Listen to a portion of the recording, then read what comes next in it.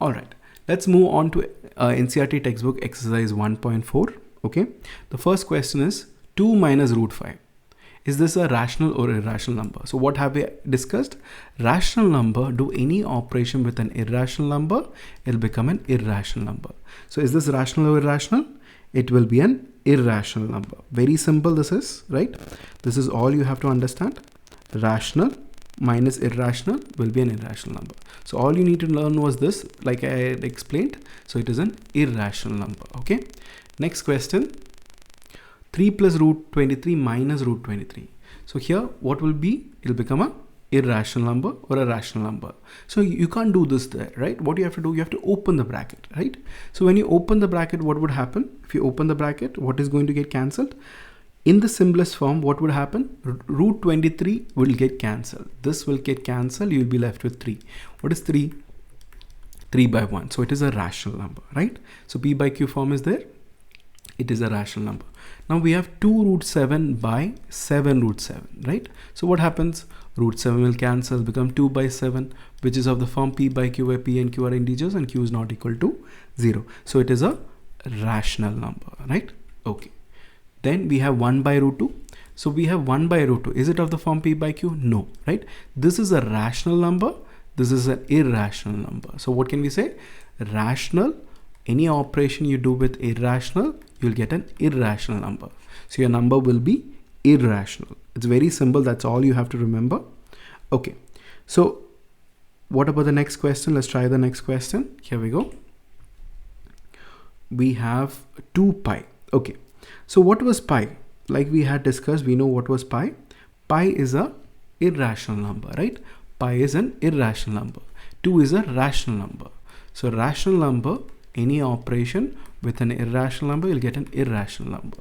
Very simple. We are telling this excluding 0. Okay. So 2 pi, what is 2 pi? 2 pi means it will become an irrational number, right? Because it is rational with irrational. So it will become an irrational number. All right. Next one. 3 plus root 3, 2 plus root 2. How do we do this? Very simple. 3 plus root 3 and 2 plus 2. Open the brackets. So 3 into 2 will become what? 6. 3 2s are 6. 3 into root 2 will become 3 root 2. Root 3 into 2 will become 2 root 3. Root 3 into root 2 will become root 3 into root 2. I'll just write it like this so you guys understand. What is root 3 into root 2? Root of 3 into 2, which is 6. Okay. So we have 2 root 3. We have 3 root 2. We have 6. This is the expanded form, right? Anything common here? I mean, anything like terms? When are like terms being applied? Suppose for example, okay, we'll work into it, but I'll just explain a bit. Root 2, 3 root 2 plus 4 root 2. What is it? These are like terms. Root 2 is same, right? So 3 plus 4, 7 root 2. Okay, this is the logic of like terms. But there are no like terms here. So you don't have to worry about it. You'll just have to expand. Next one, we have 3 plus root 3, 3 minus root 3, right? A plus b into a minus b. What is a plus b into a minus b? A square minus b square, correct? So we have 3. So I'll just write that identity, a plus b into a minus b. You guys already know the identity. It is a square minus b square, right? So it'll become 3 into 3, 3 square minus root 3 square. What is root 3 square? 3 square is 9 minus root 3 square is 3. 9 minus 3, 6. Right? So your answer will become 6. Any doubts here? Please post it in the chat and the comments. I'll guide you guys. Okay. Please ask if you have any doubts in the comments and our team will help you out. Okay. Then the next one is direct expansion. Root 5 plus root 2 the whole square, right? So a plus b the whole square. What is a plus b the whole square? A plus b the whole square. That'll become a square plus b square plus 2ab, correct? So what is a? A here is root 5. What is root 5 square? Root 5 square will become 5, right? What is root 2 square? Root 2 square will become 2. What is 2 root 5 into root 2, right? Root 5 into root 2. What happens here? It will become 2 into root of 10. 5 2s are 10. So 5 plus 2 is 7. 7 plus 2 root 10 will be your answer. Okay, so 7 plus 2 root 2, 2 root 10, because 5 plus 2 is 7 and 2 root 10 is there. So 7 plus 2 root 10 will be your final answer. Okay. So then we have the next one. The fourth one. One second. Let me just, yeah, the fourth one. So simplify each of the following expression. We have root 5 minus root 2, root 5 plus root 2. So what is this form? A minus b into a plus b. So what is a minus b into a plus b? It will become a square minus b square. What is a square? A square is root 5 square. Okay. What is b square? Root 2 square. Okay. So a square minus b square. So 5 minus 2, your answer will become 3. Okay. Please understand it is 5. The ink is going like that. Yeah. So it will become 3. So this is what we have to understand. Now let's look about pi. Okay. So what did we understand about pi? Pi is c by d. We write circumference by diameter is pi. Okay. So I'll give you an idea. Irrespective of what circle you have, the relationship between the circumference and the diameter is pi. That relationship. Pi is a constant. So c by d is the value of pi. Now many students would ask, pi is c by d, then why is it a irrational number, right? Because p by q form, it looks like p by q, but it is not p by q form. I'll tell you why. Here either c or d is what? Irrational. Got the idea? So either c or d is irrational. So what can we say? Pi is equal to, it can be rational, a rational number by an irrational number, or it can be an irrational number by a rational number. Okay, so it can be of either form. Very simple, either form it can be. So that's why pi is irrational. Why? Because any operation you do with rational followed by an irrational number, you'll always get a irrational number. We have learned this, right? So that is the logic here. Very simple, to the point, right? Okay, now how do we represent 9.3 on the number line? We have already discussed how to construct this. So first mark AB from 0. Okay, mark AB. AB is how much? 9.3. Take 1 centimeter out, right? BC is how much? 1 centimeter. Okay, then mark what? On point C, more than half, mark a point on top, mark a point below, right?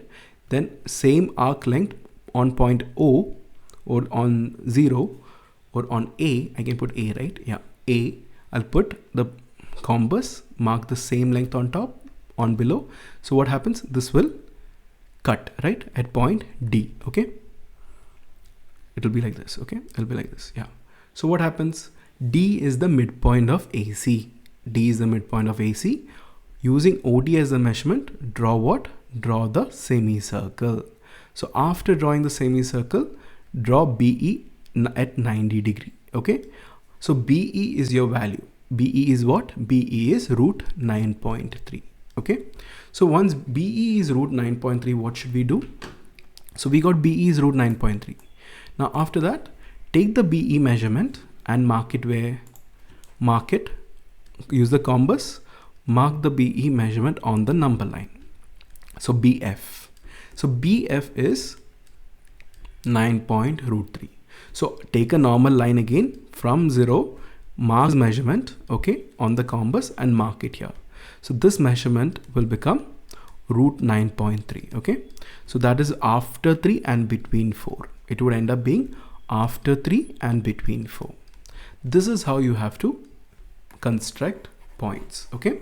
If it is directly root 5, root 2, root 3, you know how to do. You can use the spiral figure, right? The spiral square root figure, or you can use Pythagoras theorem. All right, and find the hypotenuse. So here we go, 3.5 again. AB you'll find 3.5. Take extra, BC is 1 centimeter. Draw the perpendicular bisector, right? To cut AC into 2 equal parts. So when you draw the perpendicular bisector, it cuts into 2 equal parts, right? And it is 90, right? So what happens? Cuts into 2 equal parts. Now after that, take OA as the radius, draw the arc, BD, draw perpendicular. This measurement of BD is your 3.5, root of 3.5. So BE is how much? BE is root of 3.5. On another number line from 0, mark this measurement, okay? That will become root of 3.5. Measure it from where? Measure it from here, right? From BE or BD, take the measurement and mark it on another number line. you'll get from 0 to that point P, that OP will become root of 3.5. That's how you have to do this. Okay. All right. Rationalize the denominator. Now let's look into how to rationalize numbers, right? So what do we do for rationalizing the numbers? Is very simple, very easy. Okay. So let's try to do that. We have 1 by root 7. So I'll have to multiply with root 7 on the denominator and numerator. What would happen? I'll get root 7 by 7. Root 7 into root 7 is how much? 7, right? So my answer will become 7. Very simple it is. That's all you have to do, right? Denominator became 7. Numerator is root 7, that is fine, but we have to just rationalize the denominator. Make the denominator a rational number, right? So that worked. Now what about the next one? We have 1 by root 7 minus root 6, okay? So this is of the form a minus b, okay? I need to square them. I need to square root 7 and I need to square root 6 so that root goes, so that the irrational number goes. So a minus b into a plus b is what? A square minus b square. I can use this logic. Okay? So what should I multiply with? I'm multiplying with the conjugate. What is the term called? Conjugate. Conjugate of what? Conjugate of this. Root 7 minus root 6 conjugate is what? Conjugate means just change the sign, middle sign. So what is the conjugate of root 7 minus root 6? It will become root 7 plus root 6. Okay. So multiply with root 7 plus root 6. You'll get your answer. Your answer will become, denominator will become what? Root 7 minus root 6 into root 7 plus root 6 will become 7 minus 6. How much is 7 minus 6? That is root 7 square minus root 6 square. So 7 minus 6 is 1 and numerator will become root 7 plus root 6. How much is that? Into 1, right? So root 7 plus root 6. This will be your answer, right? Root 7 plus root 6 will be your final answer. Let's try the next one. 1 by root 5 plus root 2. What is the conjugate? The conjugate is, let me just correct it, root 5 plus root 2, right? So when it is root 5 plus root 2, what is your conjugate? Your conjugate is, so we have 1 by, sorry about that, yeah, we have 1 by root 5 plus root 2, correct? What is your conjugate? Your conjugate will be root 5 minus root 2, because we have to use a into a minus b formula, right? So that is your conjugate. Your conjugate is root 5 minus root 2. Multiply with both numerator and denominator. Your answer will become root 5 minus root 2 in the numerator. Denominator will become 5 minus 2. How much is 5 minus 2? 3, right? So it will become root 5 minus root 2. Okay, you can write root 5 by 3 minus root 2 by 3 also. No problem, okay? It's up to you how you want to represent. You can represent like this or like this. Is your denominator rationalized? Yes. Is your denominator a rational number? Yes. Correct? The same way we have 1 by root 7 minus 2. So we have to multiply with root 7 plus 2. Correct? So numerator will become what? Root 7 plus 2. Denominator is going to be what? It will become root 7 square is how much? 7. A plus b into a minus b is a square minus b square. Now 2 square is what? 4. So 7 minus 4 is how much? 3. So your answer is root 7 plus 2 by 3. So your denominator is rationalized. Now why are we doing this? I'll tell you. We're doing this rationalizing for the fact that for easy calculation. Even when you're multiplying and dividing and all, you always use the numerator in fractions. So denominator being a rational number will help us more than denominator being an irrational number for easy calculation, right? So that's why we do this. Now let's move on to the next topic.